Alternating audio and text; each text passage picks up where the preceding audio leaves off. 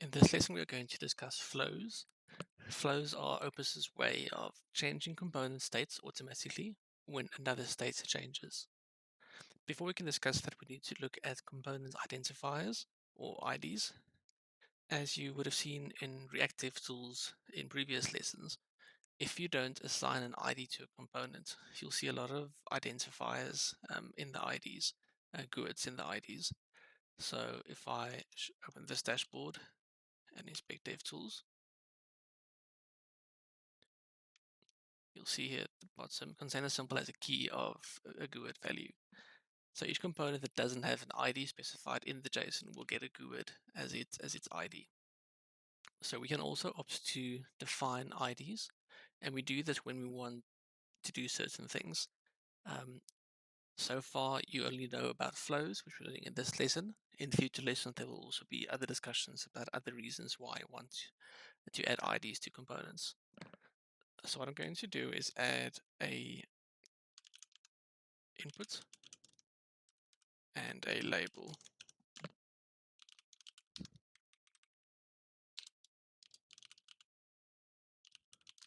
Add a placeholder.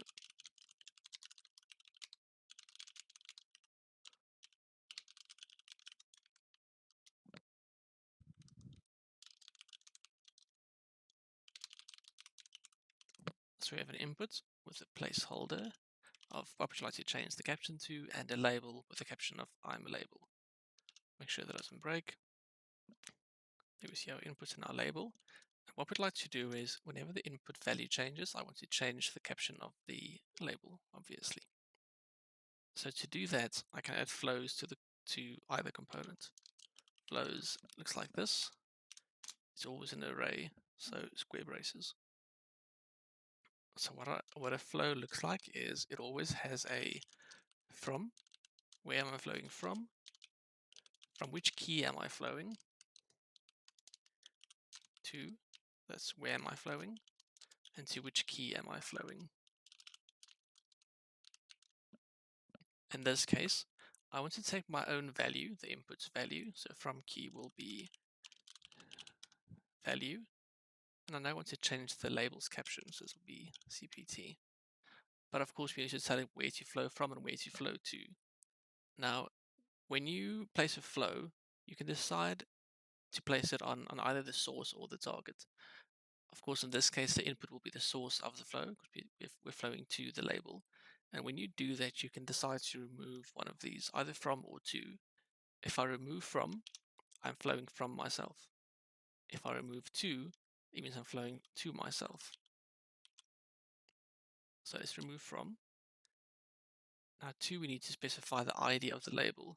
And currently the label will have a GUID as an identifier, which will be random every time the component mounts. So let's assign an ID to it, which is a static ID, L1 for label 1, and change the to L1. So we're saying I want to flow from my own value to L1 into the caption key. So now when I refresh, you'll see that the label has vanished because currently the value of the input is empty. So the caption is empty as well. When I start typing, you'll see the label populates as well. Let's do another example. When it starts over, just type it all again. Let's say there's a label first. Let's make it an icon. Currently it has a value of face and a color of black.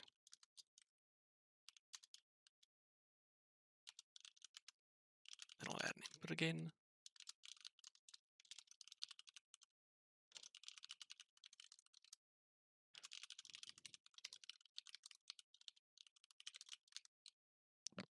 Make sure this doesn't break. Looks good. And now when we change the inputs, I want to change the color of the icon.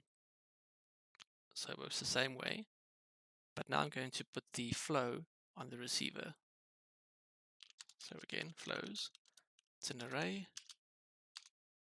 one object.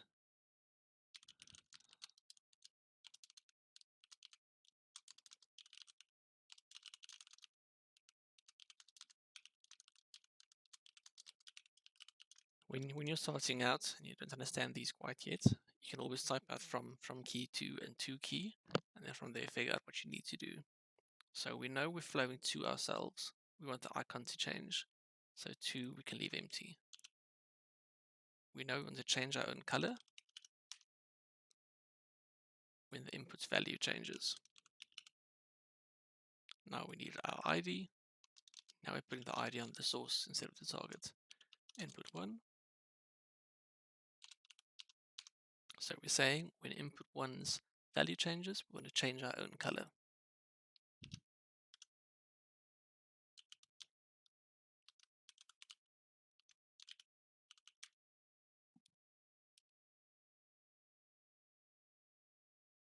For one last example, let's add 2 inputs.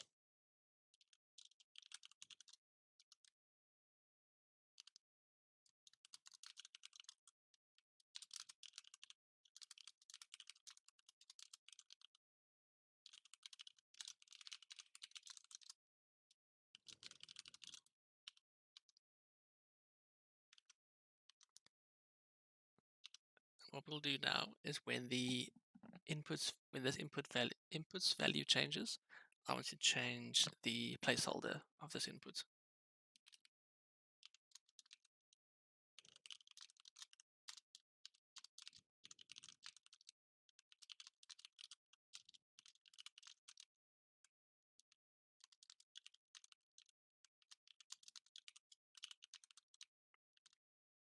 So we know we want to affect the placeholder, that's the to key.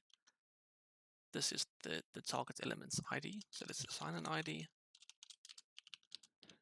Input 2. From key is my own value. So when this input value changes, and I can leave out from because I'm the source. Just make sure that works. There we see the placeholder changing. And another thing you could note now is just as we can default from to ourselves when we leave it out, we can also default from key or to key to value. So if I leave this out, it will assume that the from key is value. So it'll work exactly the same. So all I see is to and to key. I see I want to change input to placeholder when my own value changes.